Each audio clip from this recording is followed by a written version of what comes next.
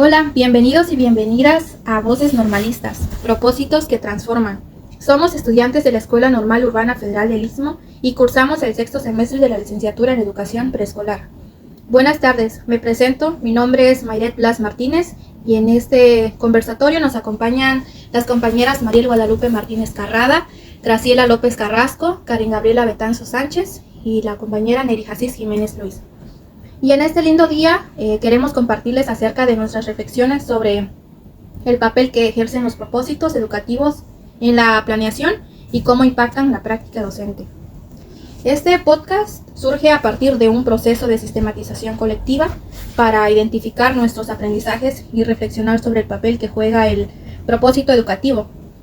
También quisimos puntualizar acerca de este eje debido a que como equipo concordamos que en muchas ocasiones las actividades o secuencias didácticas no llegan a relacionarse al 100% con el propósito establecido. O en diversos casos planteamos algunas tan superficiales que no llegan a ser de impacto para la formación del niño. Esperamos que al compartir nuestras experiencias sean de utilidad y les ayuden a reflexionar sobre el papel que juega el propósito en la planeación. Después de esta breve introducción, ahora sí, comencemos. Muy bien, chicas, buen día a todas. Primero que nada quisiera preguntar, ¿qué importancia tiene el planear un buen propósito educativo? Neri, ¿podrías compartirnos tu opinión? Claro que sí. Buen día.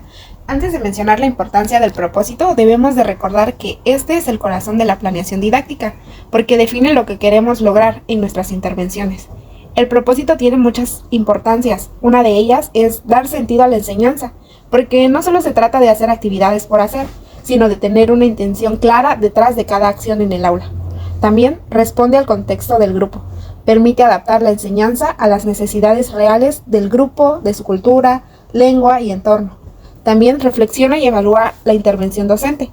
Aquí nos preguntamos, ¿lo estoy haciendo bien? ¿Lo que estoy haciendo lleva a lograr ese propósito? Así que después de estas preguntas, también quiero mencionar a una autora, Martha Nussbaum, que dice que los propósitos deben formar personas empáticas, críticas y respetuosas desde sus primeros años. Y para ti, Mayret, ¿cómo crees que se construye un buen propósito? ¿O qué aspectos se debe de tomar en cuenta para crear ese propósito? Un buen propósito se construye pensando en lo que quieres que los niños aprendan o logren con una actividad. Para mí, no se trata solo de entretener o de ocupar el tiempo, sino de tener claro para qué haces esa actividad y qué aprendizajes esperas, ¿no? Asimismo, el propósito no solo recae en la actividad en sí, sino en recoger o escoger uno que realmente genere un impacto en la vida de los niños, que les deje algo significativo, que los haga pensar, sentir, expresarse o descubrir algo nuevo que les sirva. A veces como futuras maestras dedicamos mucho tiempo a planear cada detalle de nuestras actividades, ¿no? Pensando que todo saldrá exactamente como lo escribimos, como lo planeamos, pero justo cuando llegamos al aula, los niños nos sorprenden. Algunos no quieren participar, otro propone una idea inesperada o simplemente algo no sale como lo imaginábamos. Hablar de flexibilidad en la planeación para mí es entender que ser docente no es seguir un plan al pie de la letra, sino saber escuchar al grupo, observar y sobre todo responder con sentido a lo que los niños necesitan en ese momento. Para seguir reflexionando sobre esto, quiero presentarles a mi compañera Karen, una de las voces que queremos escuchar. Ella nos va a compartir un poco de su experiencia y cómo vivió ese momento en el que tuvo que hacer cambios en su planeación. Karen, quiero permitirte ese espacio, te escuchamos. Buen día, muchísimas gracias. Bueno, durante mi práctica pude comprender que la flexibilidad es clave en la labor docente. Aunque llevaba mis planeaciones claras y estructuradas, las condiciones a veces no permitieron o no estuvieron a mi favor, como el clima, los tiempos reducidos y algunos imprevistos que me hicieron replantear actividades y reorganizar mis prioridades. No pude aplicar la secuencia como la había diseñado, así que adapté lo más importante para que los niños vivieran experiencias significativas. Esa flexibilidad me permitió enfocarme en lo esencial, responder a lo que el grupo realmente necesitaba, sin perder el propósito principal. Ser flexible no es una debilidad, sino una forma de crecer y mejorar como futura maestra. Escuchar experiencias como estas nos invita a reflexionar sobre lo que implica realmente estar frente a un grupo. Nos damos cuenta de que enseñar no es solo aplicar actividades, sino tener la sensibilidad de adaptar, de escuchar, de estar atentas a lo que pasa en el aula. La flexibilidad se vuelve clave para responder a las necesidades reales de nuestros niños y transformar cada reto en una oportunidad de aprendizaje, tanto para los niños como para nosotras como futuras docentes. Muy interesante tu opinión, Karen. Bueno, ahora vamos a darle el espacio a la compañera Mariel. Hola, buen día. Gracias por permitirme esta oportunidad de compartir mi experiencia. Bueno, para mí la flexibilidad en la planeación es fundamental porque permite al docente ajustar las actividades según las necesidades, intereses y ritmos de aprendizaje del grupo. Asimismo, es responder a imprevistos del contexto escolar o comunitario. Quiero ejemplificar con mi intervención pasada, donde se llegaron a presentar diversos aspectos como las lluvias abundantes, los ensayos de los bailables de graduación o incluso las suspensiones debido a causas sociales como la violencia. Esto me llevó a la necesidad de modificar mis actividades. Es verdad que la capacidad de adaptación enriquece la práctica educativa, pero también representa un reto, porque si no se mantiene una relación clara con el propósito didáctico, las actividades pueden perder dirección o sentido. Retomando algo de mi experiencia pasada, puedo decir que hacer estos ajustes deben ser muy minuciosos, ya que debemos seguir y estar encaminado a lo que queremos lograr en los niños, y que estos propósitos que planteemos no solo sean para ver contenidos y llenar el formato de planeación, sino que busquemos una manera de causar un impacto bueno en los niños. Bien, interesante opinión, Mariel. Ahora vamos a escuchar a la compañera Graciela. Graciela, ¿qué tienes que decirnos? Bueno, uno de los casos que tuve fue que durante mi intervención docente enfrenté situaciones que no estaban previstas en mi planeación. Me di cuenta de que tenía que mover algunas cosas y adaptarme en lo que estaba pasando, porque aunque había diseñado una serie de actividades con anticipación, solo se logró cumplir alrededor del 70% de lo planeado. Esta situación me hizo comprender que una planeación no debe ser rígida, sino que flexible, capaz de ajustarse a los tiempos reales del aula, al ritmo del grupo y a los imprevistos que surgen en la práctica.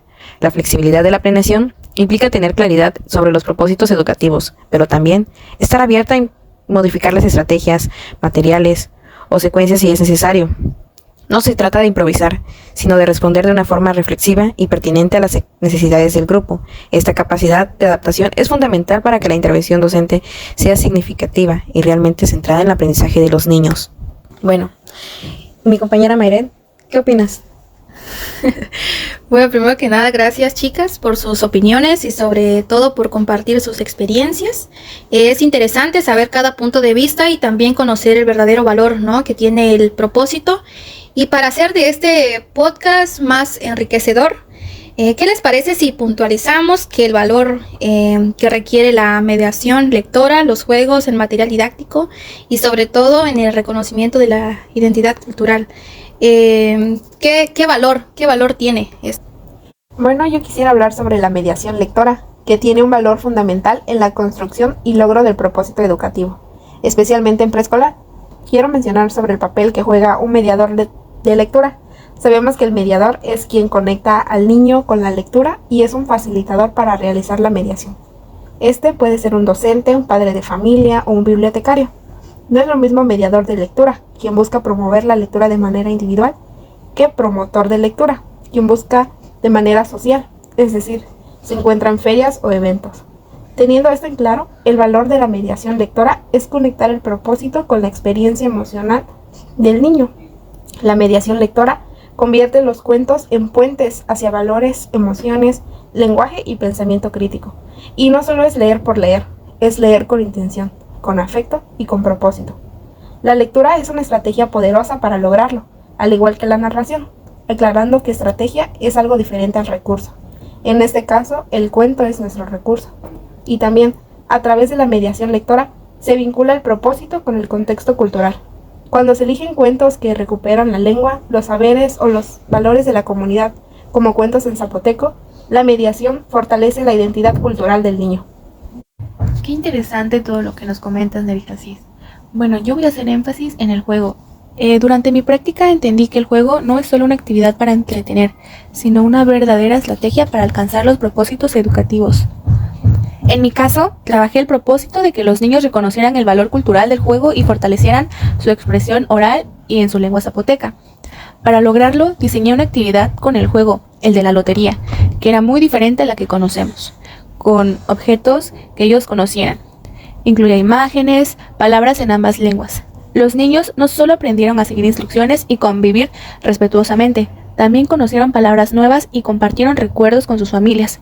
A través del juego logré conectar los aprendizajes esperados con su identidad y su entorno, haciendo que el propósito tuviera sentido real en sus vidas. Y hablando de juegos, también me gustaría que puntualizáramos sobre los materiales didácticos. Te doy la palabra, compañera Mayret. ¿Qué opinas acerca de esto? Bien, Karen, muchas gracias. Bueno, los recursos que yo usé pues fueron muy importantes porque ayudaron a que los niños se interesaran más en las actividades. Por ejemplo, llevé carteles donde se mostraban algunos juegos tradicionales junto a sus nombres en zapoteco, lo cual también sirvió para que se acercaran un poco más, ¿no?, a su lengua. Igual que, así como menciona mi compañera Karen, pues usé la lotería, que me fue muy útil. No era como la que todas conocemos, sino que tenían imágenes de juegos, ropa, objetos, que pues ellos reconocían porque forman parte de su vida. Uno de los propósitos que tuve fue que los niños usaran menos los aparatos tecnológicos, como los teléfonos y las tabletas, ya que son lo que más usan normalmente.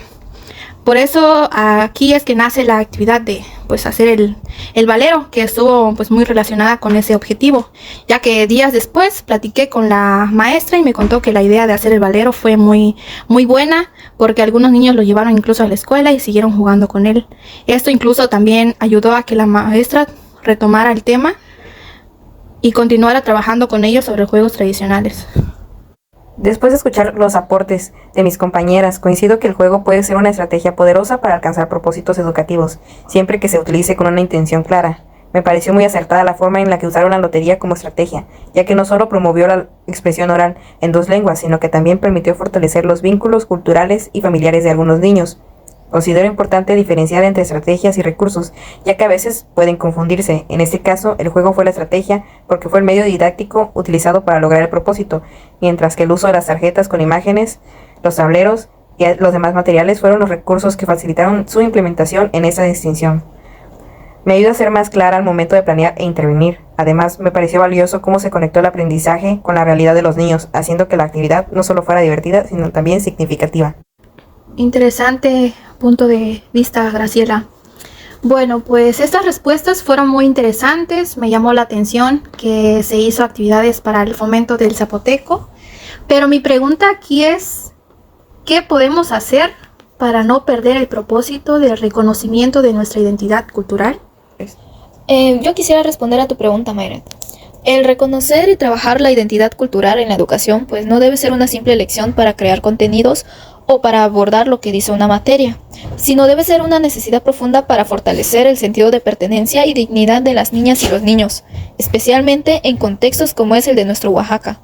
Debemos crear actividades cuyos propósitos impacten en la forma de entender de los niños y generarles esos pensamientos de pertenencia, ya que si la escuela no aborda la identidad ni el respeto a los orígenes culturales, puede generar en ellos una confusión, desinterés, baja autoestima o incluso un rechazo hacia su propia cultura y hacia ellos mismos.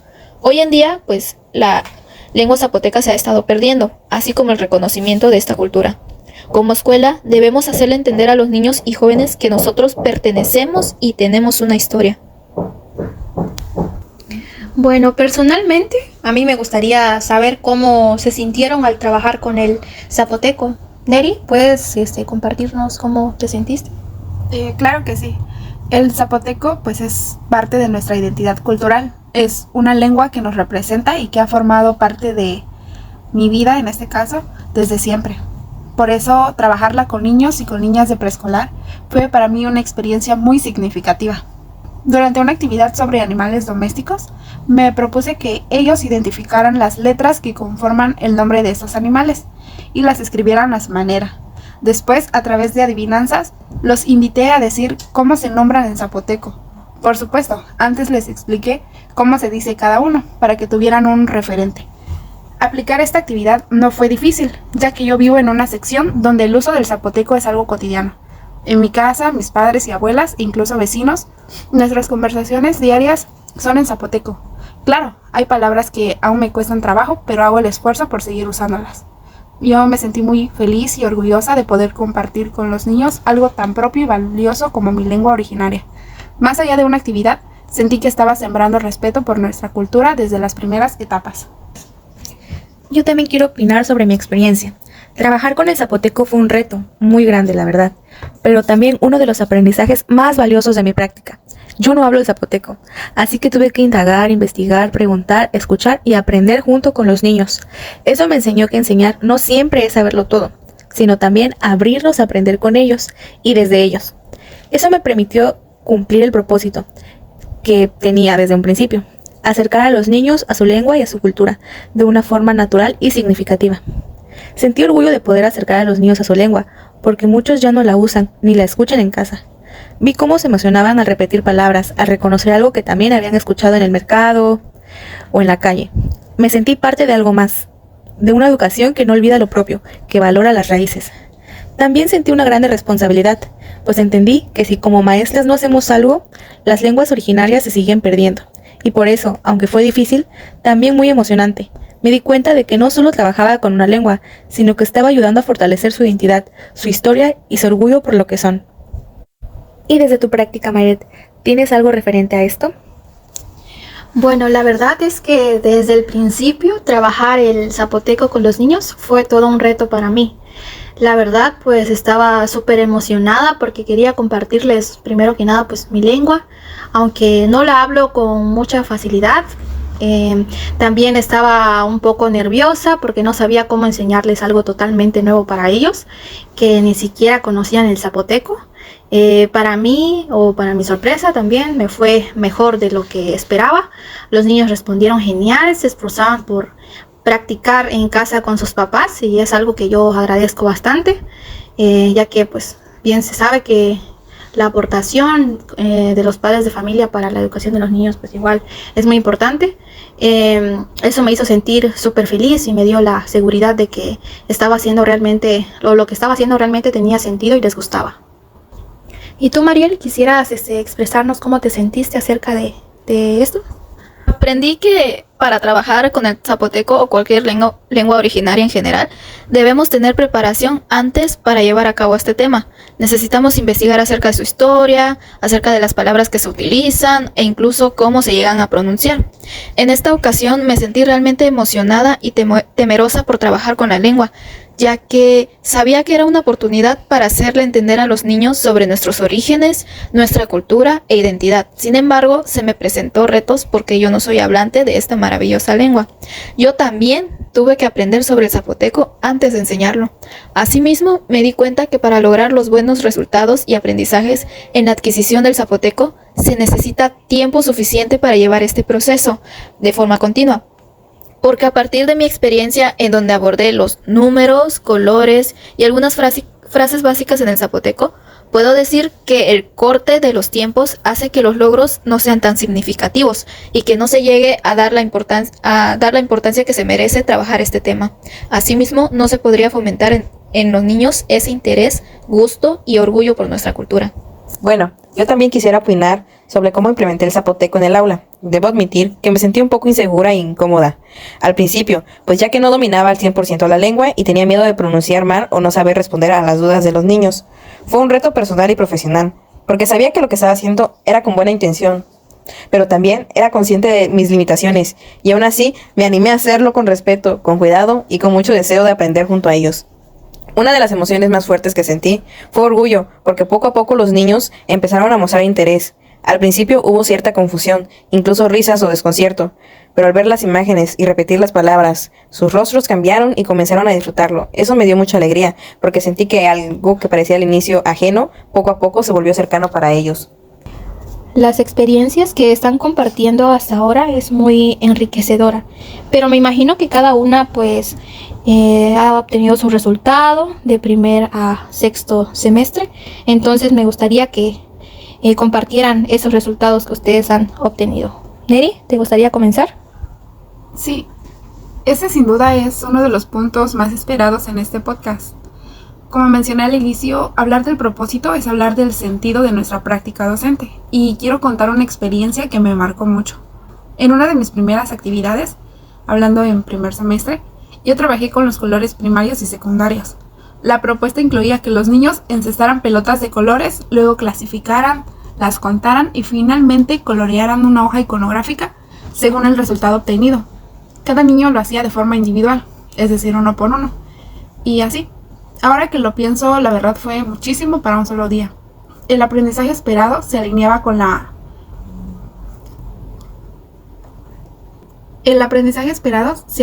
el plan de educación preescolar, pero la verdad es que la actividad no tenía relación clara con el propósito, lo cual no se logró identificar lo que es mayor, menor o de igual cantidad.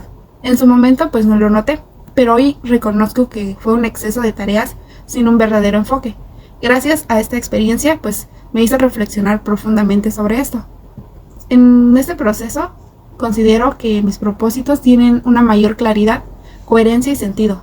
Ya no son solo del contenido, sino de las necesidades reales que existen en los niños y las niñas, en lo que observo en el aula y en su contexto.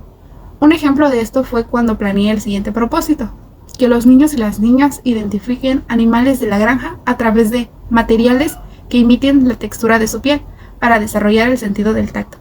Este propósito fue claro, posible y significativo.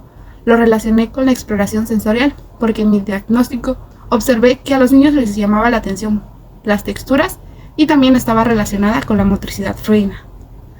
Toda la secuencia didáctica se construyó en torno a ese propósito y las actividades realmente respondieron a lo que me propuse lograr. Retomando de los resultados de los propósitos en las planeaciones, pienso en cómo planeaba antes. Por ejemplo, en primer semestre me doy cuenta de que mis propósitos no tenían tanto impacto. En este tiempo trabajaba con el PEP 2011 y los propósitos ya venían en sí. Solo era cuestión de cambiar algunos verbos o adaptarlos un poco. Planeaba más por cumplir que por pensar en lo que realmente quería lograr con los niños. Recuerdo que una de mis primeras planeaciones fue sobre los tipos de medios de transporte. Los niños nombraban transportes, los clasificaban y hacían dibujos, pero todo quedaba en eso, en lo superficial. No había una intención más allá de que supieran los nombres. Ahora, con el peteo y el enfoque de la Escuela Nueva Mexicana, tengo más libertad para construir mis propios propósitos. Ya no solo los copio, ahora pienso, me cuestiono y reflexiono. ¿En qué quiero lograr con este grupo? ¿Qué necesitan? ¿Qué puede dejarles esta experiencia? Por ejemplo, en esta última práctica trabajé con el propósito de fortalecer su identidad cultural por medio del juego y la lengua zapoteca. Ahí sí noté resultados. Los niños se involucraron, reflexionaron, compartieron con sus familias y aprendieron desde lo que son. Cuando el propósito se piensa desde el corazón y con sentido pedagógico, el aprendizaje se vuelve real, cercano y significativo. Y desde tu experiencia, Mayret, ¿qué puedes decirnos? Claro, cuando pienso en cómo planeaba antes, como en primer semestre, me doy cuenta de que mis propósitos, primero que nada, pues no tenían tanto sentido ni impacto. En ese tiempo estábamos en un plan que ya traía los propósitos listos, como bien lo mencionaba mi compañera Karen. Entonces solo cambiaba palabras o los acomodaba un poco. Más que nada planeaba para cumplir. No realmente pensaba en qué querían los niños, en qué pudieran aprender. Y pues recuerdo una planeación que hice sobre la familia, que los niños solo nombraban a los miembros, no clasificaban ni hacían dibujos, pero no había algo más profundo. Era como solo hacer la tarea sin que ellos realmente entendieran o sintieran algo con eso. Ahora con el nuevo enfoque, siento que tengo más libertad para crear mis propios propósitos y pensar realmente en lo que los niños necesitan. Ya no es solo copiar lo que viene, sino preguntarme qué es lo que quiero lograr con ellos, qué les puede quedar de verdad. Por ejemplo, en la última práctica, al trabajar el zapoteco y algunos juegos tradicionales, siento que fue algo que tuvo más impacto, que sí generó un conocimiento en los niños y se vio la intención de que no solo fuera algo para ese momento, sino que los niños se llevaran ese aprendizaje más allá del aula. Bueno, yo también quiero tener la oportunidad de expresar mi experiencia. En mi caso, siento que realmente tuve un avance al realizar los propósitos de mis actividades. Les voy a ser sincera, en mi primer año me enseñaron que mis propósitos debían de sacarlo de los contenidos del programa de estudios 2011, el PEP, haciendo que mis propósitos fueran repetitivos y superficiales. Voy a hablar sobre una experiencia que tuve en mis años pasados, donde el tiempo en el que estaríamos interviniendo era realmente corto y las actividades que planeé fueron muy superficiales. Escogí contenidos que a mi criterio yo consideraba llamativos y que les iba a gustar a los niños. Creé planeaciones solo para abordar los días que estaría interviniendo. Y ahora me pregunto, ¿realmente lo que apliqué fue algo significativo para los niños? ¿Se acordarán de algo o incluso realmente les ayudará eso en su desarrollo? Respondiéndome, reflexioné que los propósitos de estas actividades carecían de importancia o no tenían ese impacto en la formación de los niños y que solamente eran contenidos de repeticiones. Ahora bien, a partir de los aprendizajes que tuve de los acercamientos con los programas como la NEM y el PTO, me doy cuenta de la importancia y el papel fundamental que juegan los propósitos en el desarrollo de las actividades y en mi práctica docente. Retomando estos aspectos que mencioné antes, puedo decir que mis propósitos han ido mejorando, mantienen una mayor claridad y ya no retomo solo contenidos por ser llamativos. Ahora ya parten de la identificación de las necesidades de los niños, tal como en esta ocasión. Un buen ejemplo sería el siguiente, que los niños y niñas reconozcan su lengua originaria y estimulen su lenguaje a través de expresiones básicas en zapoteco. Este propósito lo relacioné para trabajar meramente el problema o la necesidad que enfrentaba mi grupo, que era la del lenguaje, y asimismo retomar la importancia de la lengua zapoteca, haciendo que la conozcan, se interesen en ella y sean capaces de utilizarlas en su contexto. Muchas gracias por compartirnos tu opinión, Mariel. Ahora yo quisiera hablar de cómo fue mi experiencia y mejora dentro de esto. En la actividad, tejiendo el mar, cuyo objetivo era fortalecer la motricidad fina mediante el bordado de figuras de animales acuáticos, los niños realizaron el proceso utilizando únicamente sus dedos, sin necesidad de herramientas adicionales. Esta decisión pedagógica buscó que el contacto fuera directo, sensorial y guiado por el propio control de sus manos. Durante el desarrollo de la actividad, fue evidente que al inicio varios niños tuvieron ciertas dificultades, como el sostener con firmeza el hilo, coordinar el movimiento entre ambas manos o pasar el hilo por los orificios del cartón. Sin embargo, a medida que avanzaban se pudo observar un progreso claro en la precisión de sus movimientos, en la concentración con la que trabajaban y en su disposición para completar la figura. La repetición de la acción de bordar, pasar el hilo, jalarlo y volver a insertarlo desde el otro lado les permitió desarrollar fuerza, control y paciencia. Además, algunos empezaron a reconocer como que este tipo de movimiento que se relaciona con las actividades cotidianas, como abotonarse la ropa, cerrar una mochila o amarrar los zapatos, lo cual reafirma la transferencia del aprendizaje hacia las situaciones reales de su vida. Este resultado mostró que el propósito planteado estaba bien orientado y tuvo un impacto visible en su coordinación motriz fina. Más allá del producto final, fue el proceso el que se evidenció, la mejora, el uso de los dedos como única herramienta motriz, que los ayudó a tener conciencia corporal, a controlar su mejor fuerza y sostener objetos pequeños con mayor seguridad. Como futura docente, esa experiencia me permitió confirmar el valor de diseñar actividades intencionadas con propósitos claros y contextualizados que no solo atienden necesidades específicas del grupo, sino que también conecten con su autonomía y desarrollo integral. Gracias a cada una de ustedes por compartir sus resultados, sus experiencias. Esta información sabemos que nos ayuda a conocer el papel que juega el propósito educativo.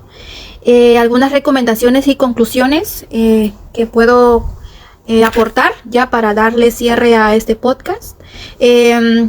Después de compartir nuestras experiencias, comprendimos que los propósitos educativos no solo es un elemento más de la planeación, sino es el punto de partida que da sentido a todo lo que hacemos en el aula.